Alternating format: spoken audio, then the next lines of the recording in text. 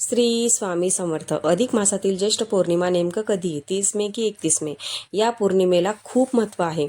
जर तुम्ही 3, 4, 5, 7 3, 5, 7, 11 दिवसाचं सत्यनारायणची पूजा मांडणी केली नसेल तर तुम्ही या दिवसापासूनही सुरुवात करू शकतात.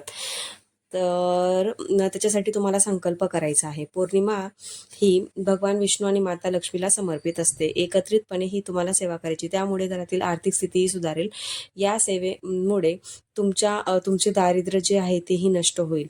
30 मे किंवा 31 मेला ज्येष्ठ पौर्णिमा आहे. म्हणजे तुम्ही कोणत्या कोणत्या सेवा करायच्या ते मी तुम्हाला सांगणार आहे. 30 मेला सकाळी 11:58 चालू होत आहे, तर 31 मेला दुपारी 2:15 संपणार आहे. ही अधिक मासातील ज्येष्ठ पौर्णिमा आहे, म्हणून तुम्ही ही नक्की या या ज्येष्ठ पौर्णिमेपासून तुम्ही सत्यनारायण पूजा मांडणीला सुरुवात करू शकतात. तसेच तुम्ही 31 मेला जो आहे तो पौर्णिमेचा उपवास करायचा आहे, आणि 30 मेला प्रदोष काळात तुम्ही सत्यनारायणची पूजा ही मांडणी करायची आहे. सत्यनारायण देवता विष्णूचे रूप आहे, हे तुम्हा सगळ्यांना तर माहितीच आहे.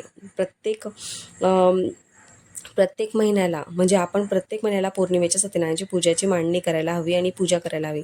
त्यामुळे आपल्या 12 पौर्णिमेनंतर आपल्या आयुष्यात खूप मोठा बदल घडत असतो. हा स्वतः माझा अनुभव आहे. त्यामुळे सत्यदेवाची कृपा ही नेहमी आपल्यावर असते. त्यामुळे घरातील अन्नधान्यांवर ही पूजा केली जात असते, म्हणून ही पूजा तुम्ही नक्की करा. या महिन्यातील पौर्णिमेला तुम्ही सत्यनारायणचं पूजन केलंच पाहिजे.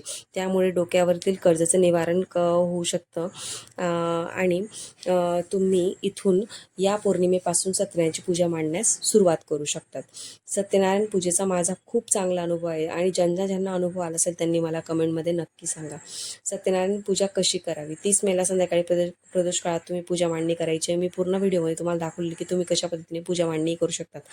तसेच ही पौर्णिमा ही कधीही कुलदेवता महालक्ष्मी माता लक्ष्मी यांना समर्पित असते, आणि भगवान विष्णूंना देखील समर्पित असते. या दिवशी तुम्ही विष्णू सहस्त्रनाम, व्यंकटेश स्तोत्र आणि विष्णू गायत्री मंत्र हे पठण करायचं आहे. तुम्ही सत्यनारायण पूजेच्या मांडणीसमोर बसून करा किंवा देवघरासमोर बसून करा, पण नक्की पठण करावं. सकाळी करा किंवा संध्याकाळी करा.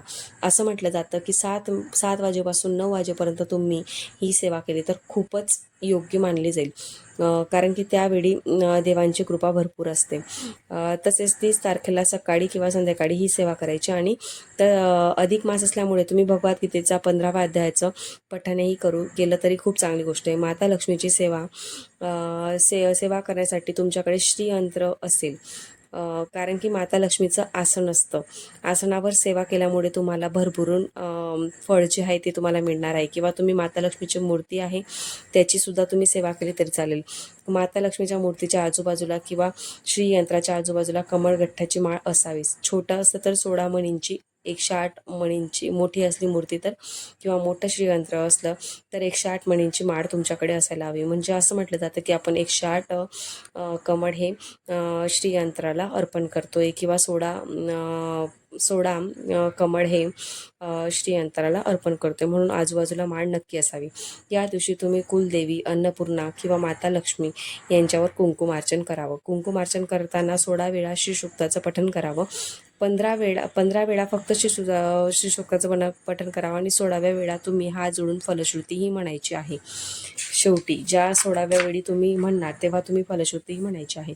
त्यामुळे आर्थिक प्रगतीसाठी तुमचा मार्ग उघडेल. आणि माता लक्ष्मीसाठी तुम्ही विष्णू गायत्री मंत्र 16 वेळा म्हणायचं आहे, लक्ष्मी गायत्री मंत्र 16 वेळा म्हणायचं आहे, कुबेर मंत्र 16 वेळा म्हणायचा आहे, कमलात्मक मंत्र हे 16 वेळा म्हणायचं आहे. तसेच माता लक्ष्मीचं बीज मंत्र श्रीम श्रीम श्रीम याचा 1 माळ जप करायचा आहे. आणि नववार मंत्र म्हणजे ओम ऐं ब्रीं क्लीं चामुंडाय विचे या मंत्राचा जप करायचा आहे 1 माळ. तर हे माळ याचं जप करण्यासाठी तसं तर तुम्ही कुलदेवतेसाठी रोजच 1 माळ ओम ऐं ब्रीं क्लीं चामुंडाय विचे याचं 1 माळ जप करायचं आहे. हा मंत्र तुमच्या कुलदेवींना समर्पित असतो. आपली कुलदेवी कुठलीही असली तर त्याला हा मंत्र म्हटला तर आपल्या प्रत्येक गोष्टी ह्या सुटत असतात. आणि ही सेवा करताना हातात काचेचा बांगड्या घालायचं, पायात पेंजन घालायचं, जोडवे घालायचे, आणि सुवासिनींनी कपाळाला कुंकू लावायचं आहे, हळदी लावायची आहे, नंतरच ही पूजा करण्यासाठी सुरुवात करायची आहे. अशा पद्धतीने तुमचे प्रत्येक मार्ग हे सुटतील. म्हणून अजून अशा व्हिडिओसाठी व्हिडिओला लाईक करा, शेअर करा, चॅनलला नवीन असाल तर सबस्क्राईब न विसरता करा. श्री स्वामी